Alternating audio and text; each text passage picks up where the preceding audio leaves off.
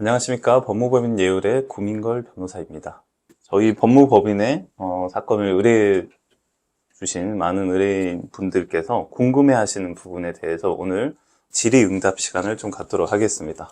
변호사님께 사건을 맡기고 집에 와서 그 은행에서 문자가 왔는데 신용상의 불이익이 온다고 얘기가 오는데 이건 어떻게 되는 걸까요? 그런 문자를 받게 되시면 많이 걱정이 되실 겁니다. 아무래도 계약 사항에 따라 가지고 서로 간에 이제 어떤 의무를 지켜야 될 부분들이 있는데 그런 것들이 정확하게 지켜지지 않을 때에는 계약서의 내용에 따라 가지고 일정 부분 신용상 불이익은 불가피한 상황이 될 수도 있습니다.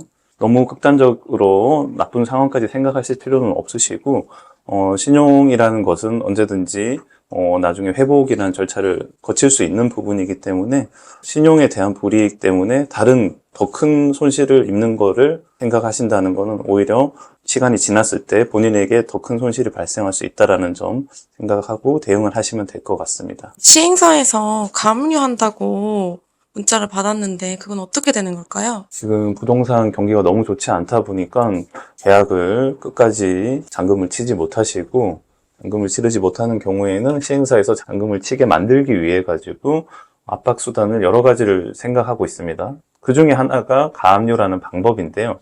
가압류라는 것은 법원을 통해서 채무자의 어떤 재산에 대해서 사용하지 못하도록 묶어두는 절차를 말합니다. 그런데 그 가압류라는 것은 신청만 한다고 해서 바로 가압류가 되는 것이 아니라 법원에서 채권 채무가 확인된 부분에 대해서만 결정을 내려주는 것이기 때문에 대부분의 시행사에서는 아직 채권이 형성되지 않았음에도 불구하고 가압류가 되었다라는 식으로 분양받으신 분들을 압박하는 경우가 있는데요.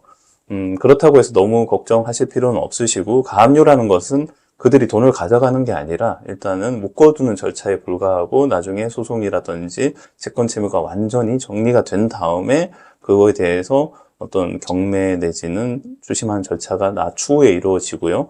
그리고 가압류 신청이 되었다는 것만으로 바로 묶이지는 않기 때문에 결정까지 완전히 된 것이 아니라면 단순히 압박하기 위한 수단이라고만 생각을 하셔도 좋을 것 같습니다. 잔금 납부를 안 하면 연체 이자가 붙는다고 하는데 그건 어떻게 되는 걸까요? 잔금 납부에 대한 부분은 일단 연체가 발생할 수 있습니다. 잔금 납부 시기라는 것이 정해져 있고요. 그리고 통상적으로 입주 지정 기간이 도과하고 나면 잔금 납부 시기 이후에 대해서는 연체 이자가 발생될 수밖에 없는 상황입니다. 사건을 의뢰하고 나서는 잔금 납부나 이자를 어떻게 납부를 해야 될 건지 안 해야 될 건지 그게 좀 어떻게 해야 될까요? 이 부분에 대해서는 명쾌한 해답을 저희가 드릴 수는 없지만 선택의 영역이라고 보시면 될 것 같습니다. 그 해당 부동산에 대해서 본인이 어떻게든지 중도금 내지 잔금을 치르고 그 자산이나 아니면 대출을 통한 방식으로든 나중에 그 부동산을 등기까지 완료를 짓겠다라고 생각하시는 분들은 중도금에 대한 이자 내지는 연체 부분을 가급적이면 발생시키지 않는 것이 당연히 좋겠죠. 신용 등급에 대한 하락도 있고요.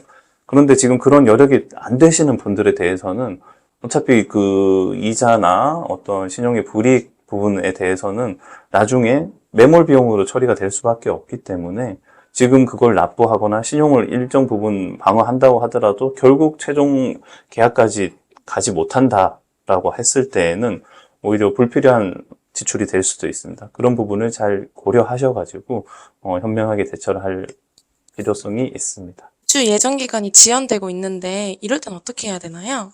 입주 관련해가지고 계약서에 명시된 내용을 일단 확인을 해보셔야 되는데 통상적으로 계약서에 3개월 또는 6개월 정도로 입주 예정 기간이 지연이 됐을 경우에는 계약 해지를 요구할 수 있는 권한이 명시되어 있습니다. 저희 의뢰인 분들 같은 경우에는 계약서에 보통 3개월로 기재가 되어 있는 경우가 많은데요. 3개월이 넘도록 입주 기간이 지연이 되었을 때는 최초 계약했을 때겠죠. 그런 경우에는 계약 해지를 요구하실 수가 있고요. 계약 해지가 되는 경우에는 계약할 당시에 지급하셨던 계약금이라든지 중도금 그런 부분에서 모든 것을 다시 원상 회복을 해가지고 본인의 손해 없이 시행사 측에 기책 사유를 해서 계약 해지를 요구하실 수 있습니다. 그 3개월이 만일 계약서에 따라서 명시가 되어 있는데 그것이 지났다면 그게 일주일이든 2주일이든 상관없이 계약 해지를 요구하실 수 있고요. 그 사유가 공사비가 올랐다든지 또 해외에 어떤 원자재 값이 급등했다. 어떤 전쟁이 발발해서 입주 예정 기간이 지연이 됐다라는 등등의 사유를 들어서 시행사 측에서 거부를 할 수도 있는데요. 그런 경우라고 하더라도 판례에 따르면 계약 해지를 인정하기 때문에 그런 부분에 대해서 추가적인 문의를 하고 싶으시면 저희 쪽에 연락을 주시면 될 것 같습니다.